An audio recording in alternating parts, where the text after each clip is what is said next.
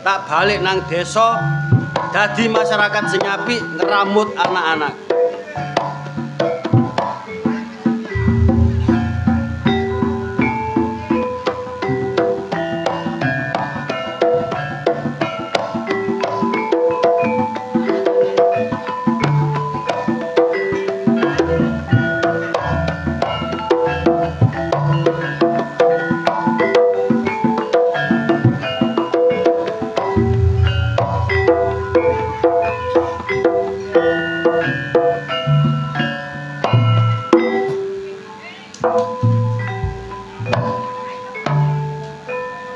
Lah ya kok ana kedadean sing kaya ngene.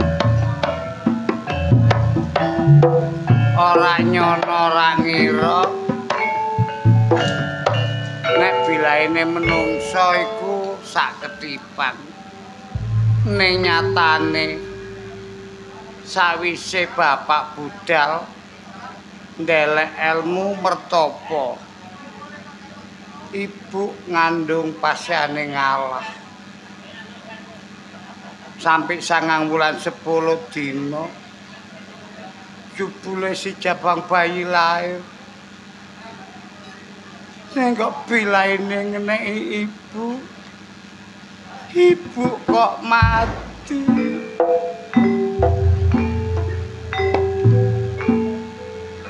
Duh Gusti, dosa menapa jeragan kula ngatos jenengan pundhut. Kula panjenengan paringi momongan kekalih. Lajeng dateng pundi kula madosi tiyang sepanipun. Kaya kuntet. Pak. Nggih, Pak. Kon iso tetangisan tengah dalan. Nggih. Iki mang aku jange mule. Kok ana wong nangis iki sapa? Bareng tak parani jebule awakmu, Tek. Pak. Iya. Ngapunten saderenge. Kuntet aturaken. Lah awakmu iku sok kelutusan nggo embong ambek nangis-nangis iki. Ketiwasan, Pak. Kok iso ngarani ketiwasan, Tek? Kala riyen jenengan pamit kalih ibu. Iya. Badhe teteki utawi mertapa. Iya. Damel njangkepi kandengan urip pados ilmu. Pisan aku ndal ilmu, pindho kepingin aku ngenakno keluargaku. Ananging jenengan lan boten nyumerupi. Iya. Menawi jenengan tinggal ibu nika ngandhut pasyane ngalah. Iya. Ibumu ngomong barek aku anjene ibumu ngandhut jane. Ibu ajeng-ajeng jenengan boten kundur-kundur. Ananging bobotan sampun 9 wulan 11 dinten. Iya. Jabang bayi lahir wonten alam bebrayan menika. Ibumu wis babaran. Nggih, Pak. Ya slamet, Tek. Nek si jabang bayi kekalih. Nggih, alhamdulillah mbon wonten alangan menapa-napa, Pak. Ananging ibu ketiwasan, Pak. Kok iso kon ngarani ketiwasan? Ibu sedo, Pak. Ibumu mati, Tek.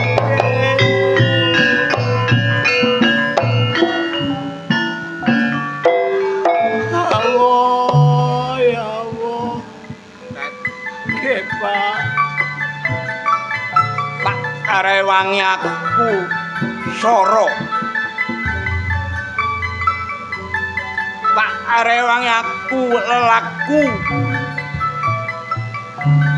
Kepingin dadi bini sepuhe ning desa ning awake dhewe. Nggih, Pak. Pisan pindho aku kepingin ngenakno keluargaku, ya ngenakno bojoku, ya ngenakno anakku. Nyumerepi. Mung jebule kok kaya ngene, Tetet. Nggih menika, Pak. Dipun nang jabang bayi anak. Nggih, pun jabang bayi kekalih Tak boponge, Tet. putra jenengan, Pak. Atos-atos, Pak. Walah, Det. Suwe gak ketemu barek keluarga. Nggih, Pak. Barang ketemu barek awakmu mung kabare kaya ngene. Menika Pak lampahipun menungso ingkang gesang wonten bebrayan. Lajeng tos pundi malih? Lho, malih. Loh, aku sambang nang omah Prena kok sepi gak ana wong blas iki ya apa? ya bener, Mo. Ki mang aku tas mulih. Aku burung sampai teko omah, aku nggo embong ketemu barek kuntet nangis-nangis. Ana kabar apa, Kang? Iki Mbak Yumu temekaning pati, Mo. Innalillahi wa raji'un. Mo. Lah sebab apa sampai temening pati nek lara penawa gak ngek kabar, Ki mati kunduran, Mo. Wis mau iki coba iki bopongan ponang jabang bayi. Mengko tak ceritani ya, Mo. Iki wong tuane wedok bojone mati kunduran ninggal anak loro. Mo. Ya, Kang. Bojomu, Ya, Kang. aku titip-titip barek anakku sak kloron. Arek cilik-cilik iki si ponang jabang bayi sak kloron gorong duweni tenger, wulung ana tenger aku cek krungu, Mo. Ngono ta. Nek peno pasrah bare aku sing ngekeki tenger. Ya deloke. Wis sing iki lanang. Iya. Tet kon melok nyakseni. Diseseni geter pater bumi angkasa. Ponang jabang bayi iki tak jengno Rujana.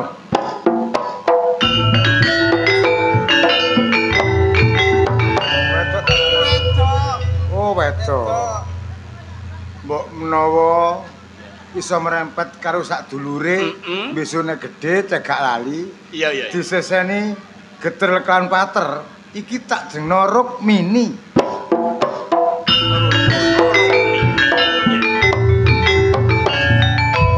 Tet, aku wis krungu si ponang jabang bayi duweni tenger mbarek adikku Bimo. Seksenono ya, Tet. Awakmu kudu melok nyekseni dina iki. Mo ambek awakmu. Ya Kang Wira. Ramuten sing apik ponang jabang bayi. Sampai dewasa. Sampai gede. Bondo donya omah nggon-nggonono kanggo ngramut ciponang jabang bayi sak loro. Lah rika jange nanti, Kang. Mo. Aku tak balik. Aku tak teteki. Tak mepes raga nglinting usus pari basane. Aku kepingin dadi wong bener. Aku kepingin dadi rakyat sing apik. Besok aku wis ditiwancine. Aku bakal balik maneh nang rompokku ya, Mo. Kang. Ala tanpa rupa peno ninggal. Najan iki ponakanku tak anggap anakku dhewe. Ning isih patutan saka rika. Aja suwe-suwe rika anggone meminta marang Gusti kang karo jagat. Iya. Wahyu sing tumurun dadi wong sekti Mahamara. Ana benere ya ana salahe Kang ya. Iya. Ya, muga-muga apa sing dadi pengangkah peno iso keturutan. Mo. Sadurunge budal tak kudange anakku ya, Mo. Ya Kang.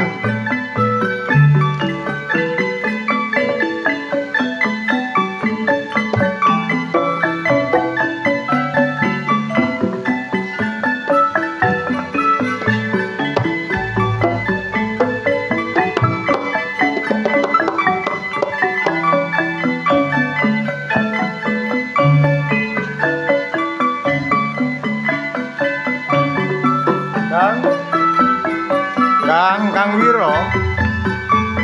bebasan popur sawising benjut Kang. Mbok menawa lakon critane Kang Wirana alam bebrayan. Tabah lan sabar tuwekal Kang ya. Kaya gak kuat kok.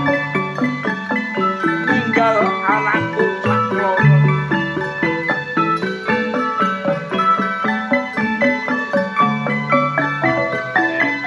Piye, Mbak? Sing ati-ati.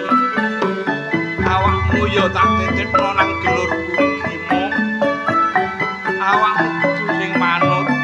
Kita sing ngerti yo, Ket yo.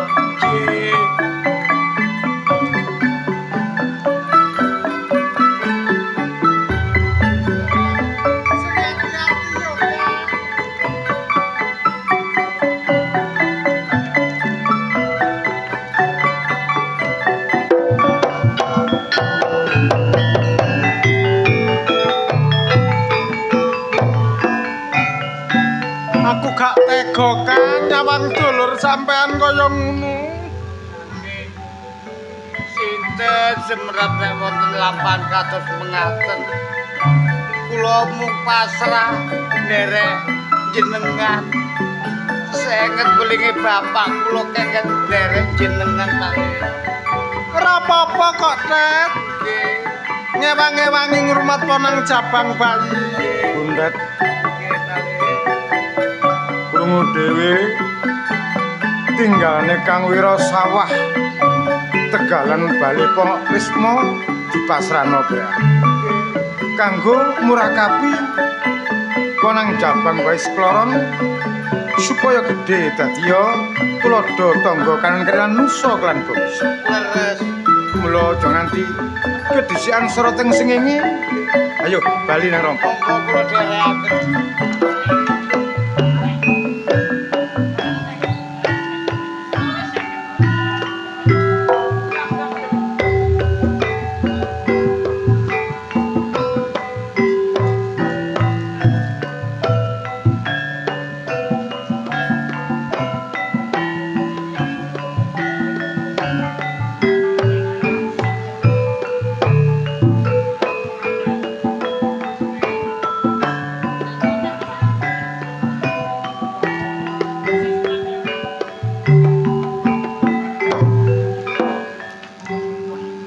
Sepine kaya ngene lho, gepeng iki ngandani jarine Yamine iki rame, Mbak.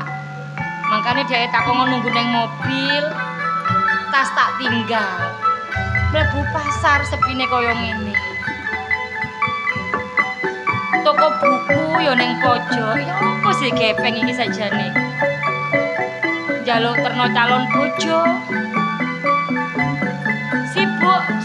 Sibuk terus alasan. Sing karepe jane.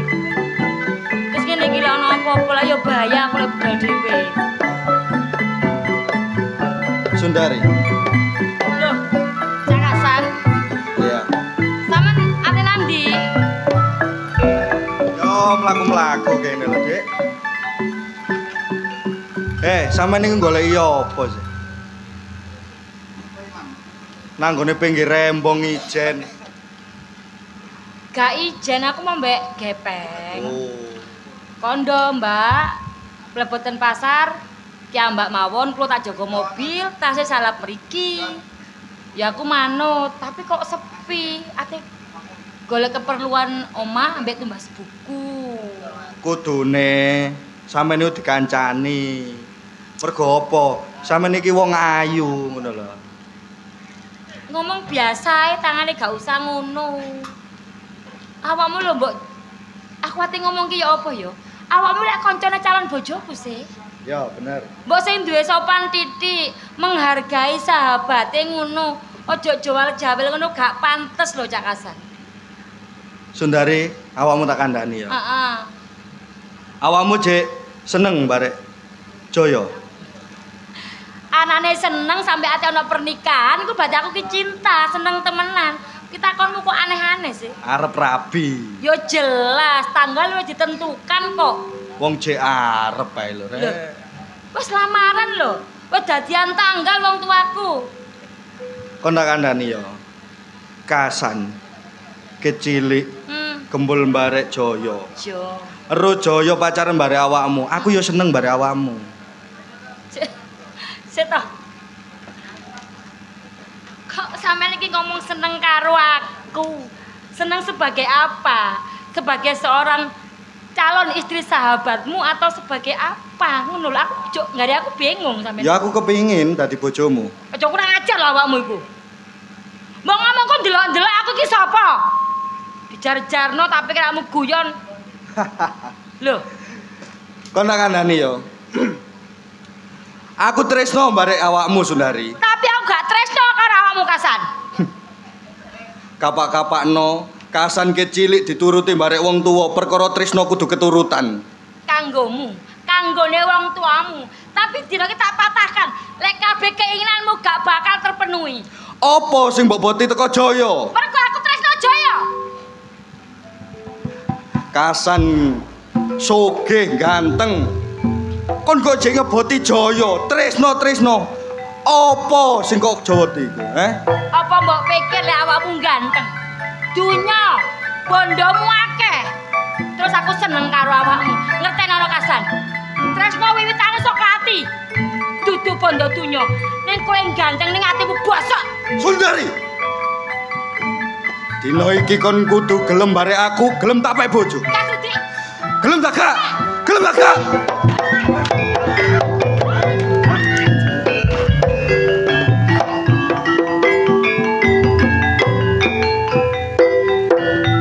Apa no Pak Sundari sampe brok-brok kaya ngono.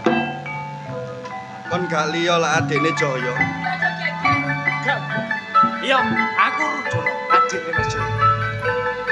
Urusanku bare Sundari.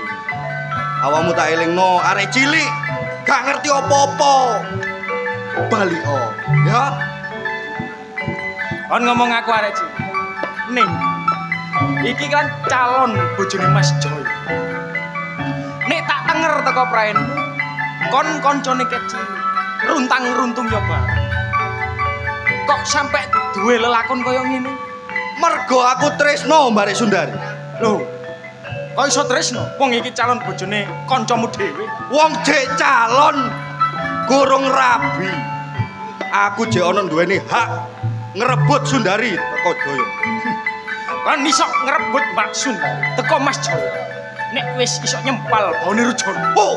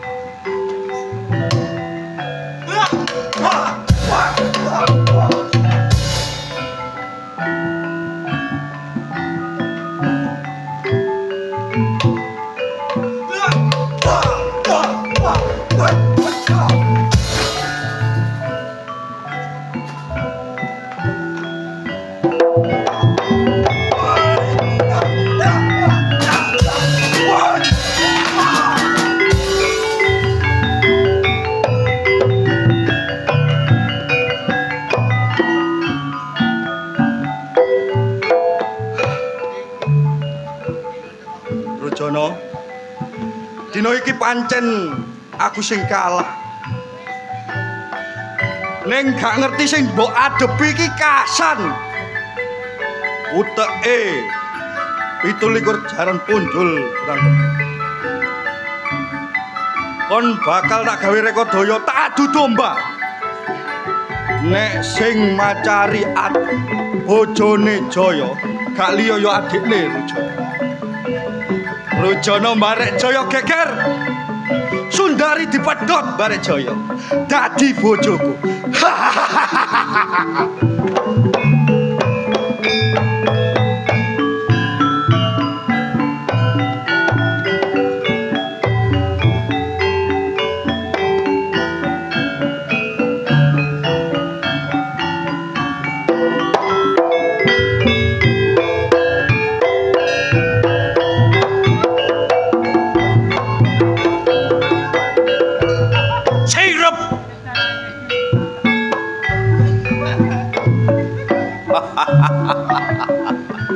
sing durung kenal padha kenalno. Sing wis kenal padha raketno. Gak ana loro telu wong sing gantenge 7 kecamatan Pundul 7 desa. Gak ana liya Jaya.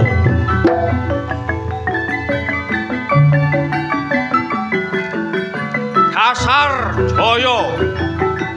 Ganteng sugih. Anake donya putune dhewe. Saben arek wedok kepengin dikenal luwe-luwe kepengin dirabi mbari Jaya. Kuwi bapak ngomong, "Le, nang obang njupuk dhuwit 2 miliar gawe seneng-seneng mbari kancam." Terus dhuwit 2 miliar sakmono kae kira-kira yo entek kira-kira. Omonge bapak, ojo mule-mule le, dhuwit nek durung entek. Hah, wateke Jaya. Saben warung arek nom-noman cangkruk mesti dibayari. Kari 2 trek duwike. Kowe iki sak grangsing tak siratno prapatan lawang Jaya. Tapi saiki Jaya wis duwe tunangan wis ngelamar arek wedok sing jenenge Sundari. Dasar ayu. Adine lemah lembut. Sundari wis janji mbare aku. Saumpama gak oleh Jaya luwih becik temakaning pati. Hah. Gak kliru omong Sundari.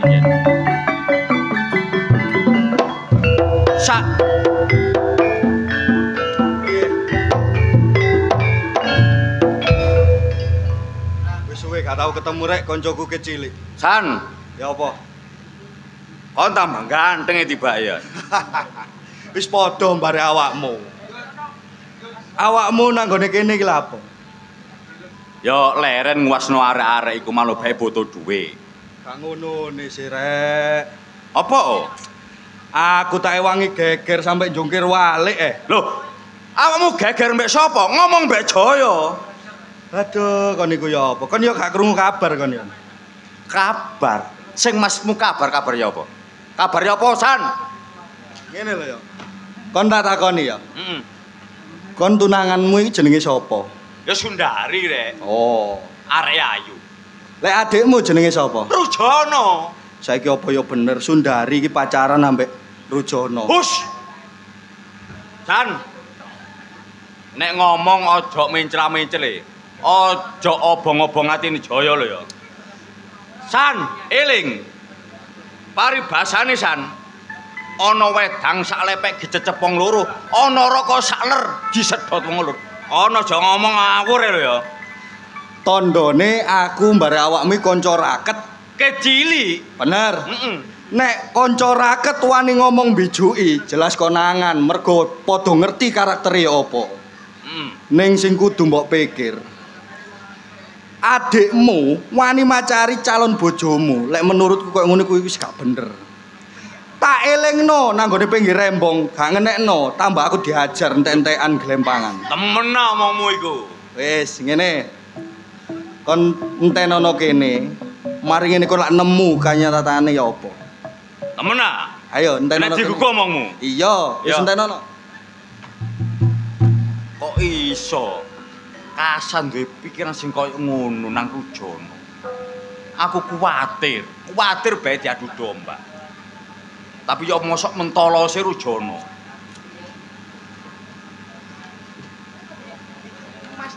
Mas Jaya. Mas.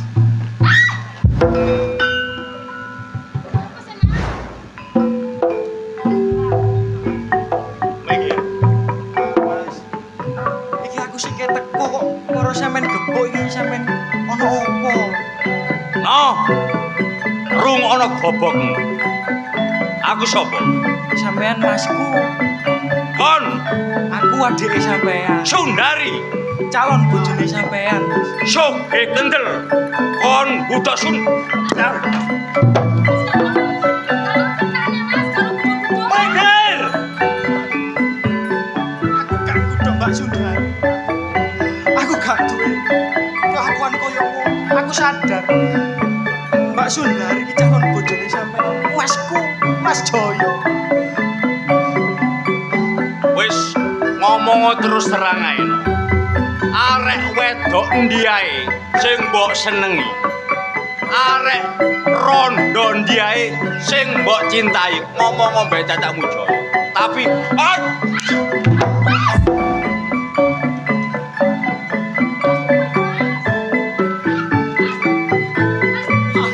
Aku jaluk 10. Aku jaluk 10. apa? Aku jaluk 10.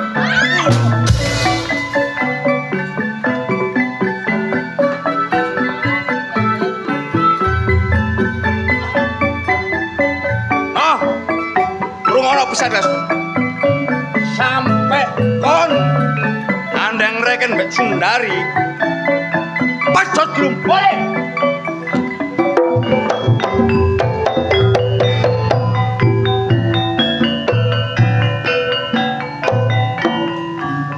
Gusti. Bote-bote mau digawe wong tuwa. Urip melok mati. Niate nolong ya mari kowe.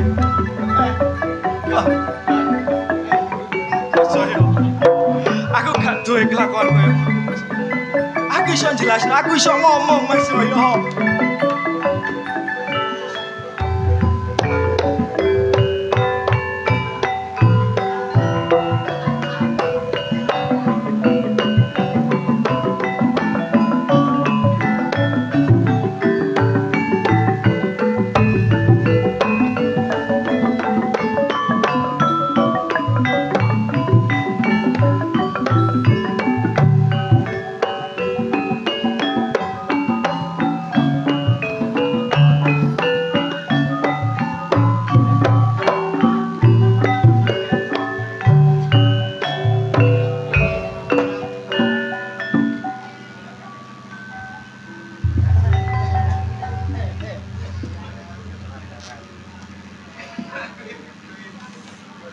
Lah iya sih.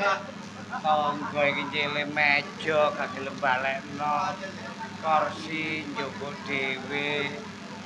Ngene iki nek ibu ana diamu. Ning sampean kok delokane sedih ra opo.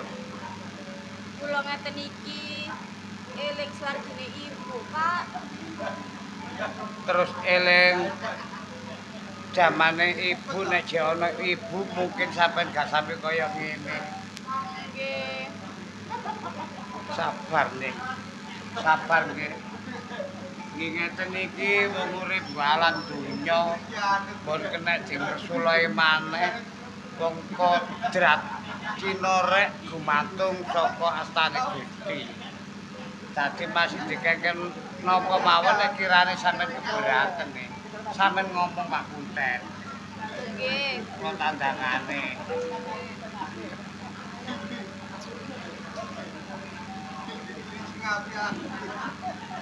Mari pegaweane rabun.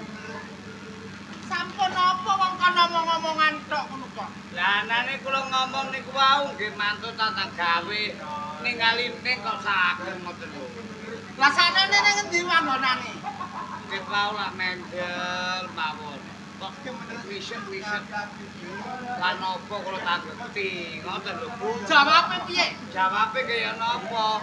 Nggih eling ibune ingkang sampun suwargi. Kok iso ngerti eling ibune mati? Wong ibune mati jane sik bayi. Nalika semanten sing ngomong Ya awakmu to? Lah nggih mosok kula kok crita. Kula critani asal usule ya apa ibu kok ora ono Pak Kunten. Kula critani. Ya. Lah matur ngoten. Lah aku kok ndek kene iki sapa? Kula kandhani nek niki adike bapak sampean. Lah Jawabe piye? Walah Pak Kuntet. Senajan kaya apa wong iki ya pale. Lah aku lamun gak nurut ya piye aku newani kok aku diusir teko omah kene. Aku manggon nang ndi? Leres napa mboten? Ya bener. Lah nggih. Ya wis. Menang. Ora mlebu. Wah, kaya cabak iki. Cangkem-cangkemku dhewe gak nyele cangkemmu kok. Kapan? Bagi murid-murid. Nggih. Kabar mau. Mau direken. Mlebu. Nggih. Mau direken nih. Longgo Rukmini. Mari kabeh penggaweanmu. Apa ae? Sampe nyapu, ngepel, mbah. Kora-kora. Wong wedok iku penggawean omahku ditapaki kabeh. Meneh-meneh nek kon rabi, ya iku penggaweanmu. Aja ngenteni dikongkon bule. Lah nek penggaweanmu nek bule larani ngongkon kon, kapan kon dadi bocah pinter? Kok monta mancu tok. Krungu gak aku ngomong? Nggih iku didelok, ngomong, dirungokno. Nek penggawean apa iku ditapahi sing temen. Apa kon eling ibumu sing mujur ngalor? Nek gak ya ngomong kok gak. Kurang kon kene manganmu. Apa maneh manganmu gak kurang? Sing kurang ku apa? Apa kon njaluk dijuluk nang ngene? Apa kon njaluk dibiyo nang ngene? Kurang apik aku ngrumat kon. Nganti kuntet belani kon, Ana apa-apa aja malan wadul kuntet. Garai tuman, kuntet kudu boroh nang kene. Gak kaya kon nek dikongkon. Masuk.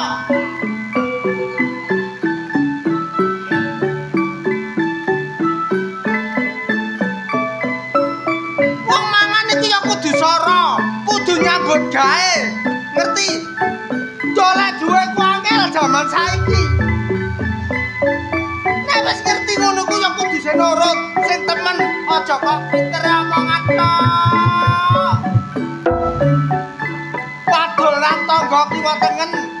Bule nang kene ta ibarat kuwade ngalano wit. Kok pinter kok diomongan kaya ngono. Apa kok diuri kuntet?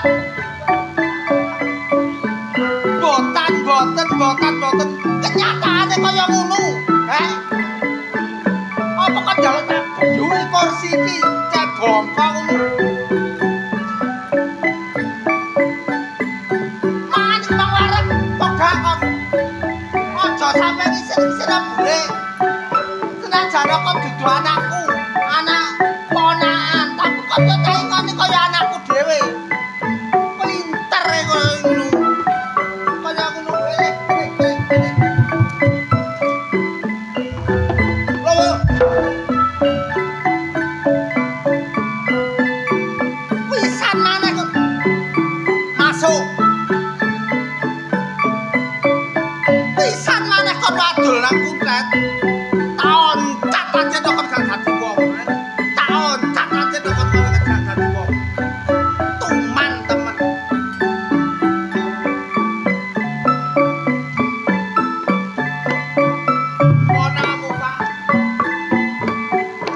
Kenapa?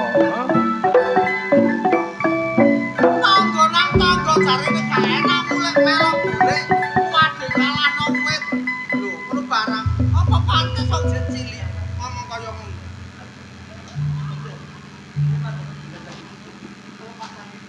Rukmini, apa bener kowe ngomong ngono tumrape kuntet ora? Ya pancen kaya ngene. Sapa wonge nek gak ketunggon wong tuwa wedok dalah wong lanang. Bahasane apik digawe ala, ala digawe apik. Sing tak jaluk nilan kang kajati Pak Lik. Didik barakamu supaya dadi arek wedok sing pinter, mbok menawa besok sak waya-waya oma-oma iso melok maratuwa. Nenek kon gak gelem nyambut gawe, ya apa dadine? Heh? Kuntet! Kuntet! Tet! Kuntet!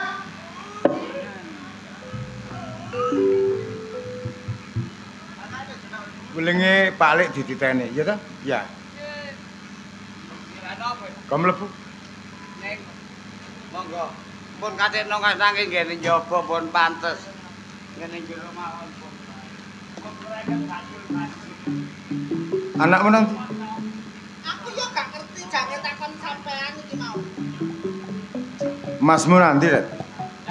Masmu nanti? Oh biasa. Mecal. Hah? Mecal kali kanca-kancane. Mesine kon tak kon nuturno barek Jaya. Nggih. Heh, nyatane Jaya. Jaya! Iki lho, ngomong terus. Yo, ayo yo. Yo. Kan iki nyelok kacamu kok piye? Mas Jaya. Rusak, rusak. Rusak piye? Didandakno. Koso didandakno. Sing rusak ku apane? Rusuh, Pak. Rusuh. Disapu. Kok disapu sih? Rusuh kok disapu ah. Ana apa? Ngomong. Ngomong nang bapakmu le ana apa? Pak. Sampeyan laro dhewe. Nek Jaya iki jange rabi. Lah, iki Pak sing dadi masalah besar iki, Pak. Kok iso tega mentolo, Pak? Rujana. Budho calon bojoku, Pak. Sapa jenenge? Jenenge sapa? Rujana, Pak. Jenenge sapa sing diserayu? Rukmini. Lho, Rukmini ku dulure goblok. Iya keliru. Mulane aja nyocot barek kancamu. Fokus. Iya, Pak, keliru. Rukmini ku adek Ipe. Sundari, Pak. Nah, ya ngono. Kok Keminter dhewe-dhewe kabeh. Kok duwe kedulaan sampe lali. Hus. Aja melok ae. Kalau melok ya sapa sing gak iki. Rusuh. Hus. Wis ngene, Pak. Karepmu ya apa? Nek sampean abot Jaya Rujana kudu metu teko makene. Tapi nek sampean abot Rujana, Jaya sing metu teko makene, Pak. Ho. Anakku mung awakmu. Jaya satu-satunya anak tunggal. Tak golo-golo kapan hari kemudian iso mbagian bareng wong tuwa. Mendem jero mikul dhuwur.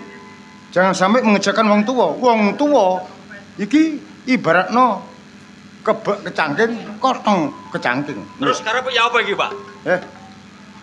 Berasa urus aku, Jon. Apa temen, Pak, omongane Jaya iku? Kabeh mau ditakon. Tapi Jaya sampai kaya ngono jelas temen. Ngono lho. Nek gak temen terus ya apa? Hah?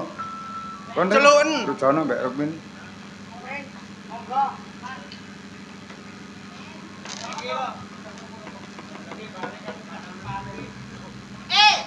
Cangkemmu apa? Kan ngomong apa? Ngomong apa kula? Lah kon ngomong apa? Mangane pun mari. Cangkemmu mencla-mencli. Enten napa Pak Le? Tekon dia. Nggih, dugi niku wong mlampah-mlampah gelek refreshing. Pancen arek enom ikhtiar ana benere kumpul ngasah otak. Ya. Mbok menawa ana bisnis sing gedhe, kena korae besok iso mbahagiakan uripmu dhewe mbek bojomu. Lah ngono. Nggih, Pak Le. Iki ngene. Cocok kandhane Masmu Jaya nek kon duwe rasa tresna barek Sundari calon bojone Masmu Jaya. Mboten, Pak Le. Kula rasa tresno kali Mbak Sundari. Nggih niku calon bojone Mas Joko. Kula mboten gadhahi rasa tresno, Mbak. Kon ganti rasa tresno karo masmu. Nek iku calon bojone Sundari Rujono. Nek masmu madul kono gak mungkin. Jelas kasunyatan roh mripate dhewe nek kon gandeng barek Sundari. Sumpah saestu. Kula mboten gandeng renteng Mbak Sundari niku mboten. Rujono cilik nganti akhir dewasa tak leliting. Tak gendong ngalor ngidul didulang barek bolikmu akhir dewasa iso njunjung asmane Pak Likmu ateges ya gantine wong tuamu ya gene kon gak ada rusuh no rumah tanggane Pak Lik bener apa salah Sajane nggih mboten salah. Matur bloko suta mawon nggih mboten nggih mboten. Mboten, Pak. Kula mboten gadhahi rasa tresno kali Mbak Sundari. Sampai temen nggih. ngaku tak gak Mboten, Pak. Nggih, mboten. Kula mboten gadhahi rasa tresno, Pak. Pak Lik setia Pak Lik tresno Pak Lik menyintai adalah keponakan sendiri Rujono tapi mengapa kamu membuat kecewa Pak Likmu gimo bangsat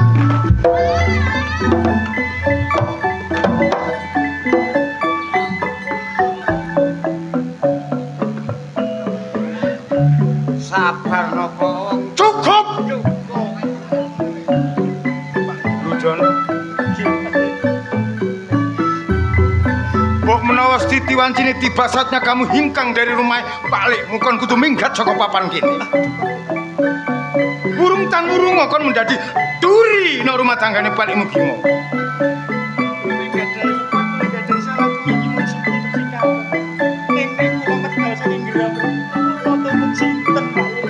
urusanmu kon wis akhir jiwa iso mikir hidup mandiri berkarya supaya bahagia di letak akhir belakangnya kon yang ngono kudu malah mikir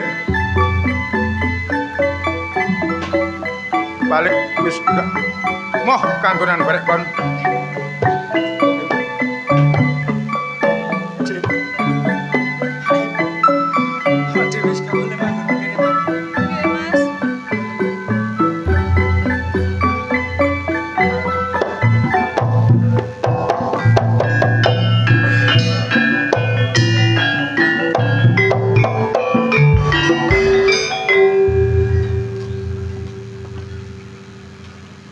Sajake kon kok gak seneng. napa? Sajake kok kon gak seneng. Nek kula pun seneng. Lah nek kon gak seneng ya tetep kono to. Oh. Dadi nek kula pun seneng karo kelakuan sampean kula nyengkri pisan. Ya iya to. Menapa-menapa? Menapa-menapa? Nendang lunga. Ngene ta tumrape. Menungso nek wis kere mencore ditulung ingkrak-ingkrak karo sing duwe donya. Kurang enak ta. Lah wis enak to. Donya karek ngenggoni, karek mangan, karek jajan, karek sembarang kalir. Karek gawe tuku perhiasan pira-pira keturutan. Lah kok kon kok repot. Milik gendong lali. Ya babat to. Sampeyan eling pesene Bapak Wiro Ya eling. sing duwe donya bondo sakmene kae. Heeh. Sampeyan dititipi kongkon gula wentah arek loro. Nek arek iku manut ya tak gula wentah. Lah wong gak manut kok. Gak manute nggih endi? Lah buktine sing lanang calon bojone Mas kok digudha-gudha. Apa gak ana wong wedok liya? Gak iso golek liya. Sampeyan ro dhewe. Jarene Masmu ngono kok. Jare dipercaya. Lah wong anakku gak percaya ya apa? Oh, gak maido. Ini kok dodol tape biyen lho. hak veto rumah tangga gimo kamu pembantu kedibal geset kongkon-kongkonan Tidak apa-apa. apapun kerjamu tak bayar Iya. tapi saat ini sedikit sepatah kata nyonyok bari atine gimo bari bojone Terus pintu terbuka pergi. gak manggon nggo kene gak patek. Gak nggo kene tok nggone sego. Pundi? Ala njero jek wake sego goreng entek-entekno.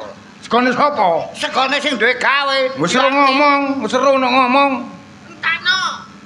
Timbane tuku. Bayar. Bayaramu piro sebulan?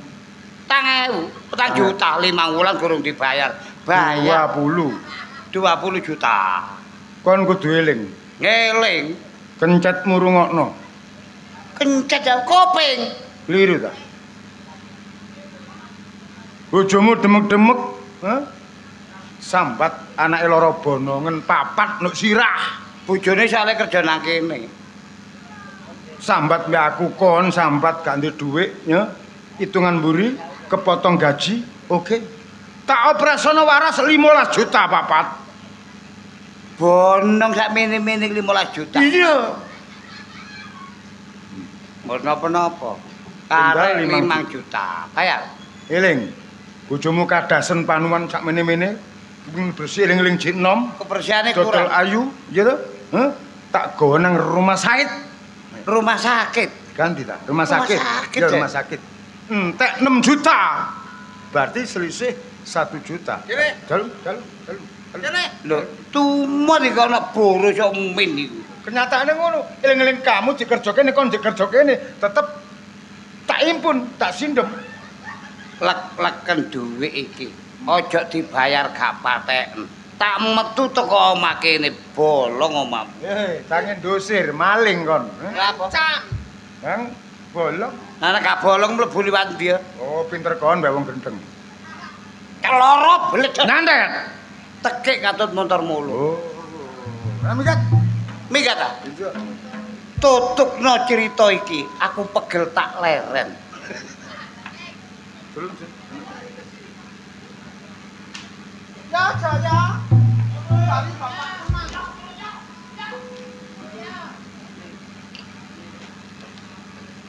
Ya apa, Pak? Ya apa, Pak?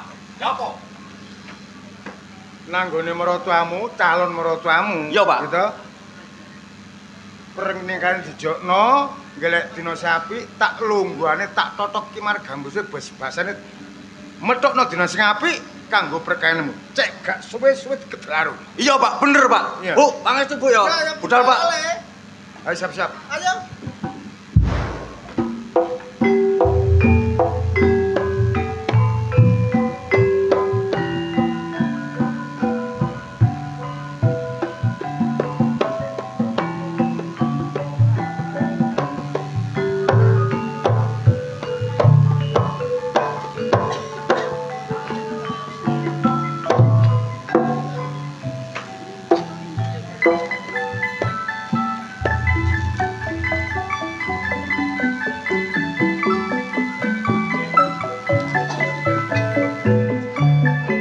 Iki nanti, Dik.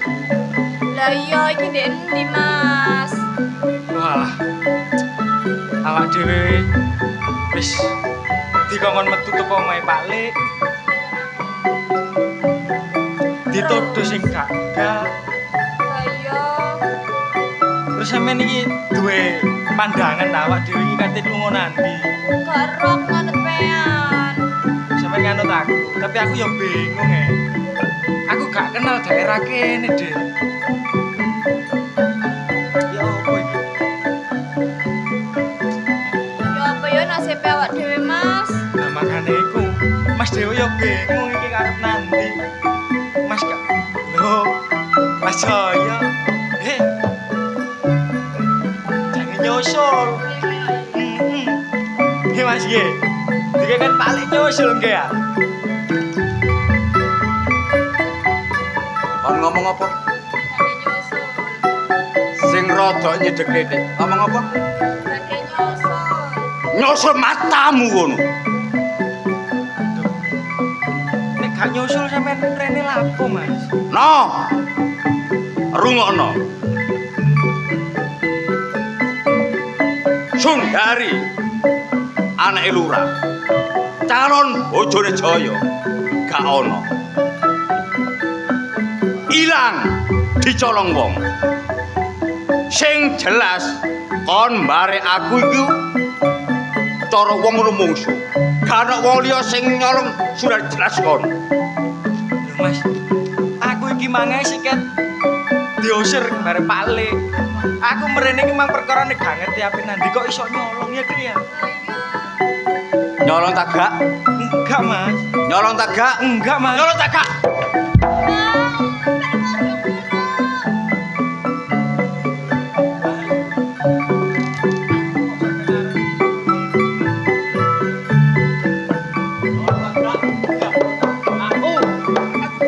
Nyolong tak gak?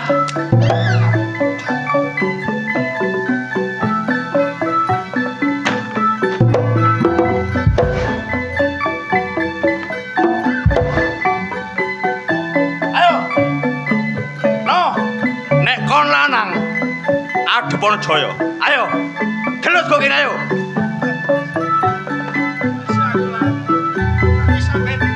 Mas.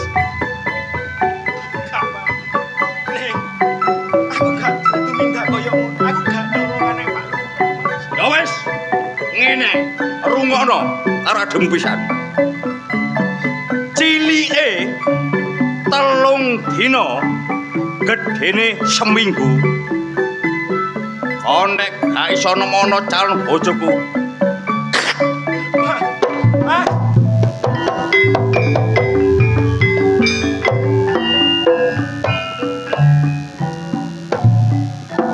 Ya apa Mas? Kan gak apa-apa ta. Aku gak apa-apa, Dek. Aku gak apa-apa. Sampeyan gak apa-apa. Gak apa-apa. Iki ya apa? Mas Joyo teko-teko nuduh awake dhewe sing nyolong anake Pak Lu. Padahal awake dhewe kan gak duwe kelakuan koyo ngono sih, Dek. Awak dhewe lho ya gak ngerti lek iki kate nandi kok diarani koyo ngono. Iki ya apa maneh?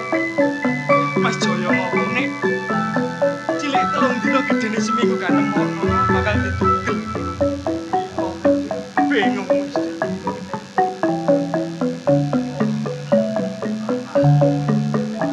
Sampeyan duwe cara. Oke. Ya apa aku ya bingung Mas. Goleki nanti, goleki. Lho, sapa iki Mas? Aku takon bareng awak. Sing pas nangis iki mang awakmu. Nggih, kula kali adik. Enak olehku sendepel nggo wit-witan sing gedhe. Krungu tangise arek jebule awakmu. Nggih. Sing mbok tangisi apa? Ngeten, Pak De. Heeh. Kula niki kan mboten gadahi wong tuwa. Iya. Kula niki urip kali Pak Lik kula diusir ndugi griya. Lah, niki wau Mas kula Mas Joyo niku ngomong nek anake Pak Lurah ilang. Iya, iya. Lah kula dituduh sing nyolong, Pak De. Tapi awakmu gak nyolong. Mboten. Mboten nyolong. Dituduh barek dulurmu. Nggih. Umpama niki Pak D sing nulungi barek awakmu ya apa? Ya, Pak De. Gak apa-apa. Gak apa-apa ya. Nggih. Nggih, mboten napa-napa, Pak De. Kon lungguh nggone wit sing gedhe nggone Pak D mang tak dolane arek wedok. Oh, nggih. Nggih, Pak De. Temen ya. Nggih, nggih. Tapi ojo sampai nanti-nanti nek Pak D durung teko. Nggih, Pak De, nggih. Matur suwun, Pak De.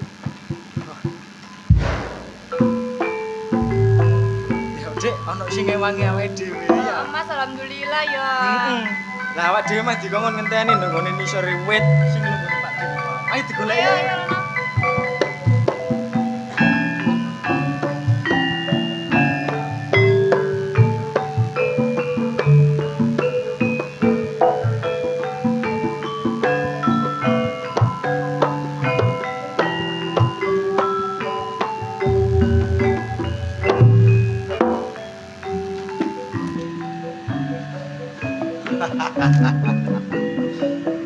Lojono barek Jaya geger.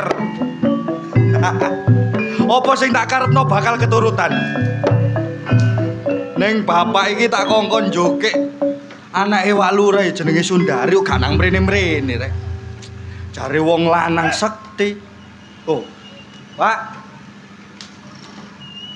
Ya apa, Pak? Anggitmu njupuk arek wedok iku kaya gampang-gampang kaya njupuk jambu. Lah iya lah sampean kete esuk sampai sore gak nang balik-balik. Kabeh iku ana prosese. Ngono, Pak. Lah iku kok tolah-toleh ngono, Pak, kaya sampean ngene, Pak. Lah apa iki, Pak? Kok tolah-toleh ngene, Pak? Si jenenge Sundari iku ndi? Iki. Iki sih. Iya. Seneng atimu? Ya seneng, Pak. Keturutan kan? Keturutan. Waras. Oh, sampean hipnotis hitungane, Pak. Sama apa goreng? Lho. Kok ngamuk-ngamuk iki apa, Pak? Sama jok kurang ajar lho. Cici coba. Wis. Kasan. Sundari wis tak tekakno nang kene. Iya. Ya. Iya, Pak. Sampeyan apa, Pak? Ngantuk ta, Pak? Iki lho, Pak.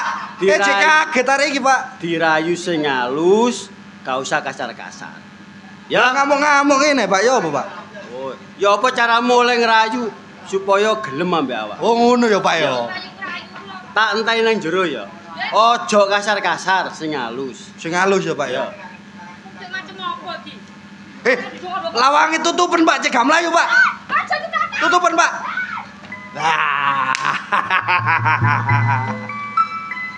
Santai. Santai.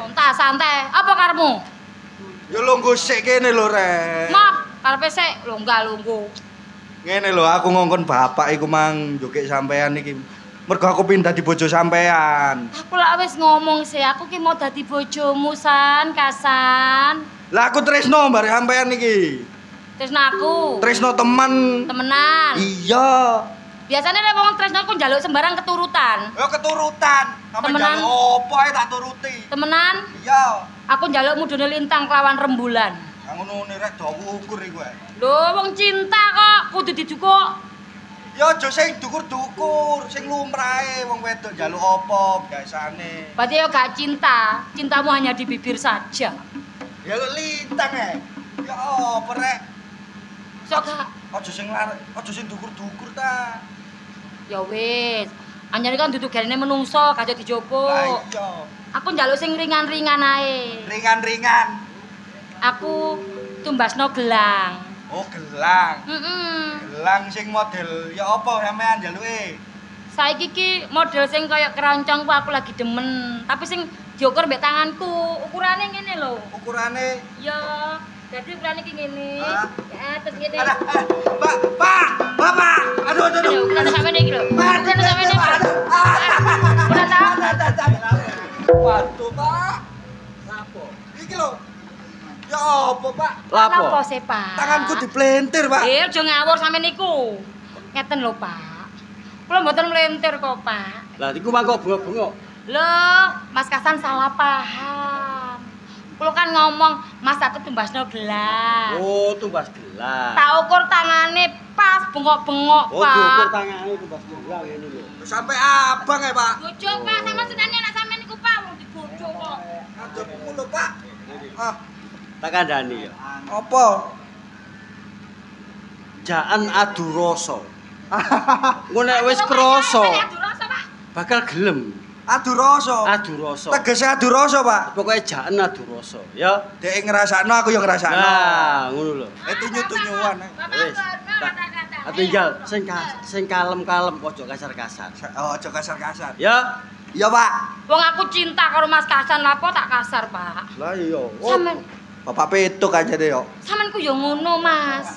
Wong cintaku yo ngono. Oh, kudu ah. Pembuktian lek aku cinta padamu. Bapak tak kira men melintir aku kate nyuklek tanganku. Akan lenterku saya. Oh, sayang melintir sayang iku mang. Mas, Heeh. tumbasno kalung. Kalung. Kalung. Oh, sampean njaluk sing model apa? Aku njaluk sing dawa. Ngene lho Mas ya. Dawane sakmene. Wis dawa sakmene. Wis sakmene. Pak.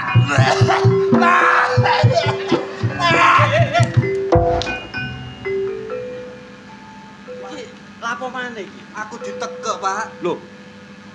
Lapo kok tegek? Lho mboten nekek, gulune Mas kotor kula resiki ngeten lho, Pak. Kan aku sayang kali Mas. Aku sayang, Pak. Kak ngono ne, Pak, mosok ngresiki yo nang kene, Pak. Lho sampean lak tau duwe bojo sih, Pak, dibelai-belai gurune ngene lho maksud. Oh iya wong dibeleh ngono kon ku sing dadi arek lanang ku sing. Sopo, Pak, wong iki, Pak? Kang Wiro. Piye kabare, Kang? Padha waras. Tapi pikiranmu, utekmu, kelakuanmu pancet. Pacet yo apa, Kang? Aku biyen wis tau ngomong. Aja pisan-pisan nek gano aku nglakoni tumindak sing gak bener.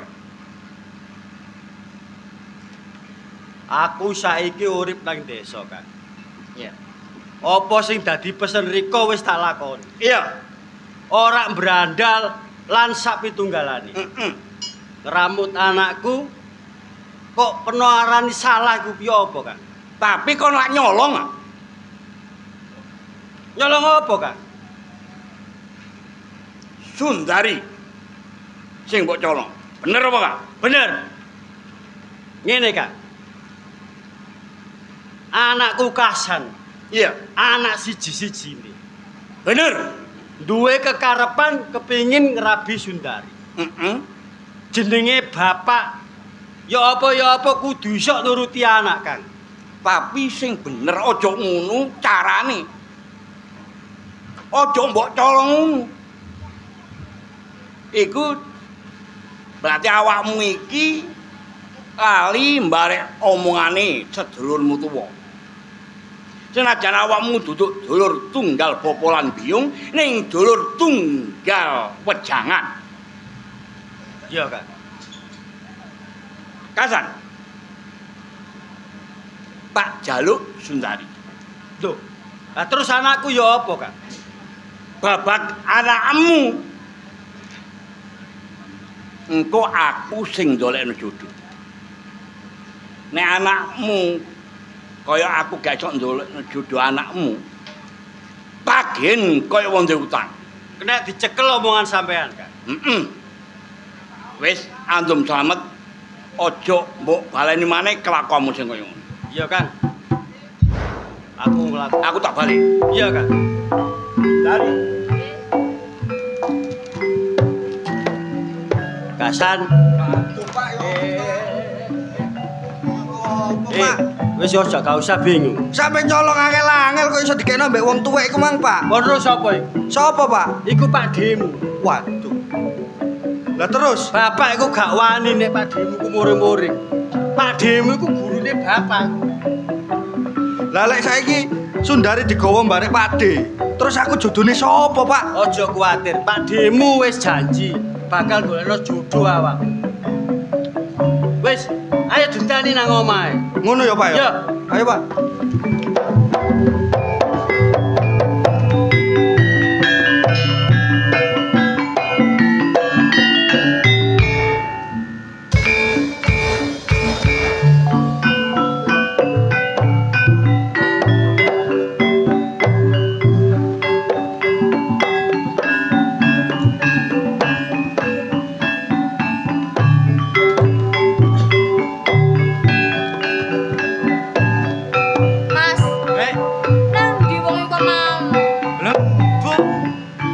Dhewe kok ngenteni ndok nisore wit.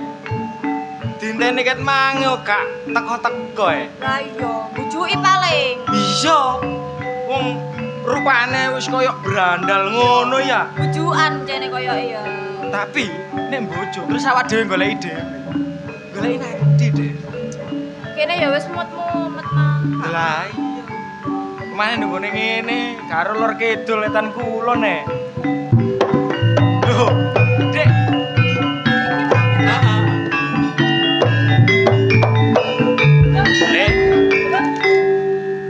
Mbak.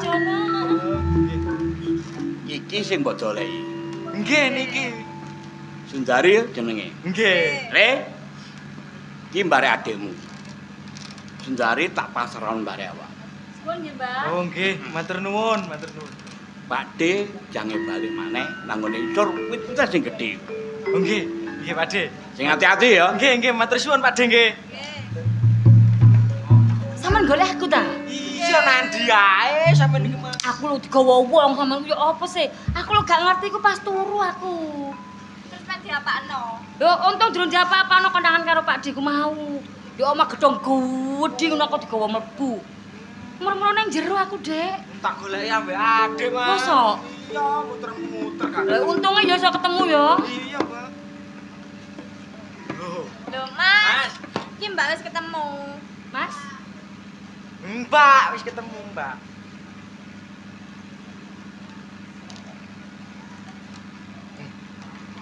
Mas, Mbak wis ketemu kok. Sampeyan kok gak bahagia? Wis seneng.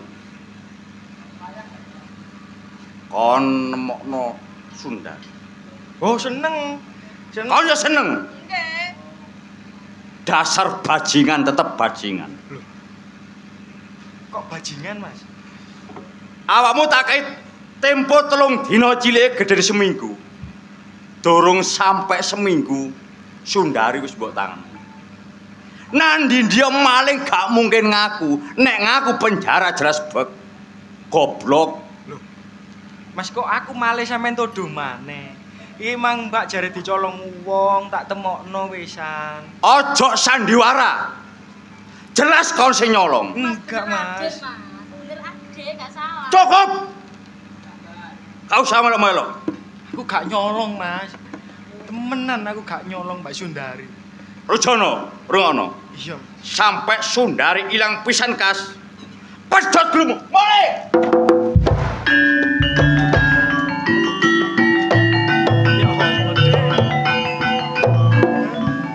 Jare mah juga goleki, saiki ketemu disalahno maneh. Ah iya. Dek. Nek oleh ngomong, masa jane wis gak kuat urip koyo ngene, Dek. Terus pen kate lapo? Ayo melu Mas. Iku mumpung ono jurang sing jero. Ayo nyemplung. Ngono, ayo wes. Ayo.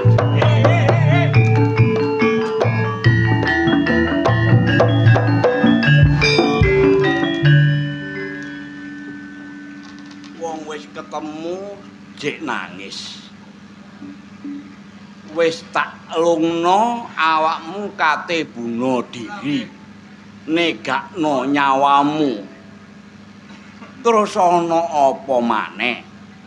Ngeten, Pakde. Niki wau Mbak Sundari pun kula balekaken teng ngene Mas Jaya. Iya, iya. Ning kula tasik dituduh malih kula sing nyolong. Kon gek dituduh maneh anggepane awakmu sing nyolong. Nggih, Pakde. Sik. Aku takon bare awakmu le ya. Nggih. Aku iki tak simpen tak angen-angen. Kowe iki jane sapa sih? Kula niki Rujono. Rujono. Nggih, Rujono kula. Lah iki Hartini. Niki Rukmini. Adik kula. Rukmini. Nggih. Rujono. Nggih. Walah, le. Ger anakku. Walah, bapak. Rujono Rukmini. Kok iso ana kedadean sing kaya ngene, Ger. Rujono. Nggih, Pak. Balik awak munduk ya Rukmini. Jane bapak iki gak mentolo nyawang awakmu le. Wis tak sawang sak bendinane kon sliwer-sliwer nggon isor witan gedhe iki. Cuma awakmu lak gak ngerti sapa aku. Nggih. Jono, Nggih. umpamane kowe manut barek bapak piye nggih? Nggih, kula manut kali bapak. Awakmu lak disio-sio barek Pak lekmu Gimo. Iku jane tak titipno nggih. Oh, nggih. Tak kon ngramut sing apik mbak arek awakmu sak kloron jebule kaya ngono. Le, iki awakmu iso bales wirang barek Pak lekmu Gimo. Awakmu aja wedi kangelan, iku ana rawa kang gedhe. Ngilo nggo banyu iku kawujudan apa iku aja kaget ya ngene. Oh ngoten Pak nggih. Nggih nggih. Rukmini.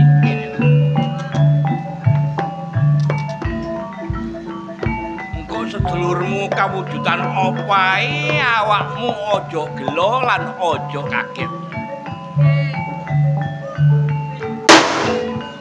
Wah. Wah.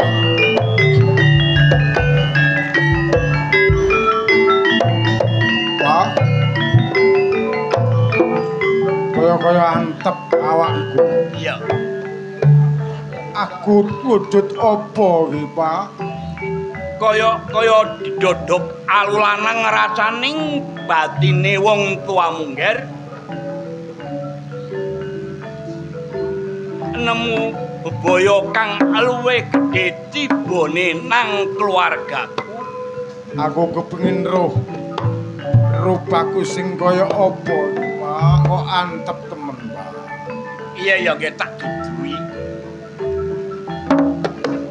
Deloken epe-epe bapak nggih. Loh, aduh, Pak. Aku kedaden wujud sing kaya ngene, Pak. Arojono. Mbak. Awakmu iso bales barek Pak lekmu Gimo. Kawujudan sing kaya ngene kanggo sarana ya. Pancen bener, Pak.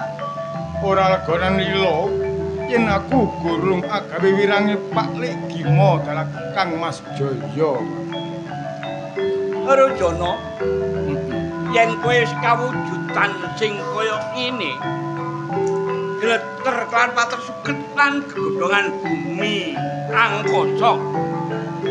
Kowe bakal ndak wae tetenger gendruwo tetekan. Wah. Wah. Kapan aku goleki Pak Lek Gimo, Pak? Gendruwo tetekan. Mlaku ngenceng ger. Jujuko nang gone pendopo kelurahan utawa gone palekmu Gimo. Gawen geger ya ngene. Pangestune, Pak. Kalau Wah. Wah. Rukmini. Ayo ditutno sedulurmu tuwa ngesake ya ngger ya. Nggih. Ayo tutno bapak.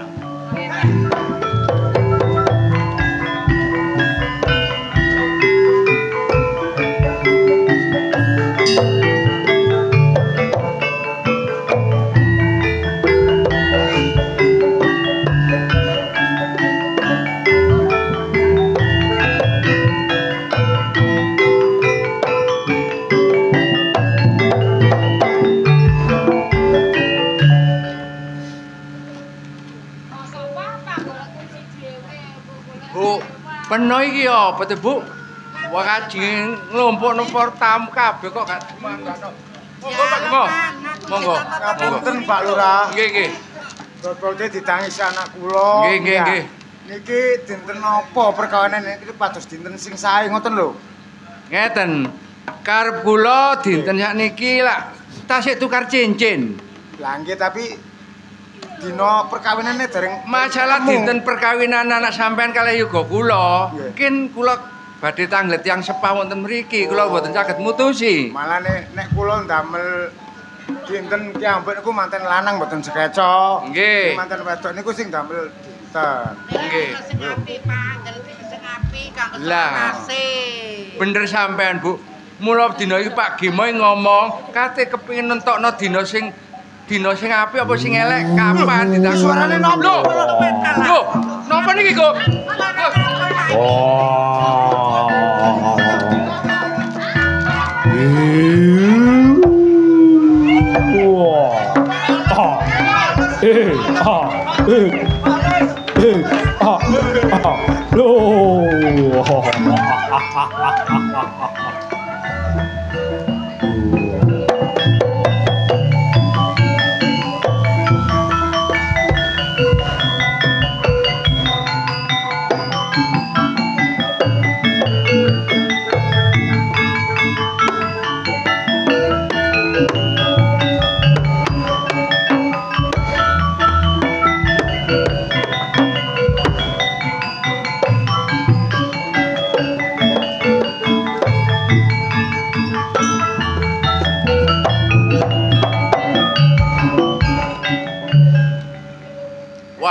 Yen apa Gus Bayan iki? Lah nggih enten napa Gus Lurah niku wau? Ya kula nggih mboten ngertos wong kula niku wau kajenge ngomong kalih calon besan kula. Lah nggih kok moro-moro nen kodhok medal niku wau. Oh sampeyan niku saged mawon. Gus Bayan? Nggih. Saniki ngeten mawon. Kula isin kalih kajenge besan kula Pak Gimo niki wau. Nggih Gus Lurah. Saniki ngeten. Pripun? Kula kajenge ngengken sampean. Napa niku? Sampean mlebu kampung metu kampung sampean nganakaken sayembara. Waduh, sayembara. Nggih. Ya. Pripun niku sayembarane? Nggih, sinten-sinten sing saged nyekel gendru niku nek lanang tasik enem ya. Nggih. Kula pek mantu. Ngoten. Dening tuwa sing jaler mbok nggih tuwa, kula akoni dulur Sinaraweti. Ngoten nggih? Nggih. Nggih. Sakniki ngeten. Pun benjing sakniki mau langsung sampean laksanaken sayembara. Kula rantos ten ndopo. Langsung nggih? Nggih. Wah, nggih. Ngoten mawon. Nggih, Gus Bayan. Waduh.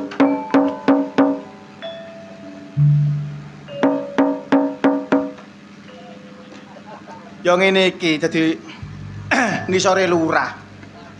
Masalah sore mang dadi lurah. Tambah bengi tambah dadi bayan. Ya apa sih nulis iki? Perintahe Gus Lurah ya apa maneh. Saiki gak oleh ditunda menesuk. Merga Gus Lurah wis kadung di kekarepan kepengin mantu. Dulur-dulur. Gawe sapa-sapa mawon sing saged nyekel gendruwo. Nek enom lanang napa wedok bakal dipek mantu karo Gus Lurah, tapi nek tuwa dipek dulur kali Gus Lurah. Sinten mawon saged tumut? Monggo yu. Es. Nampu ojoan nggawa yu dhewe. Masalah men wis dalu lho.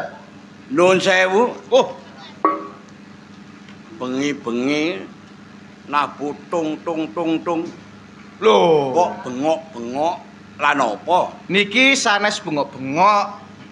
Niki ngoten sayembara. Asmanipun sampean sinten? Kula Wira. Oh, Pak Wira. Lah ndika sinten? Kula Bayan. Oh, Pak Bayan. Nggih. Niki wau enten apa sampean kok nabu-nabu niku wau?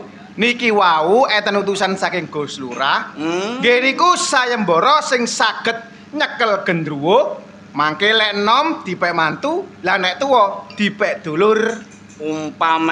Umpamine kula sing nyekel ngeten iki dadiaken dulur. Nek jenengan nggih leres dados dulur, nek dados mantu nggih mboten mungkin to. Kula sing ngleboni. Jenengan mleboni? Nggih. Mriki. Lho, mboten mlebu mriki, mlebu sayembara. Oh, mlebet sayembara. Nek mlebu mriki mboten sedeng kula. Nggih mboten. Kula ngleboni sayembara. Sayembara nggih. Zaman ngomong tenggane Pak Lurah. Nggih. Pun enten sing nyekel. Nggih, siap. Pun pamit. Laksanakan. Ngene iki jos. Ayo.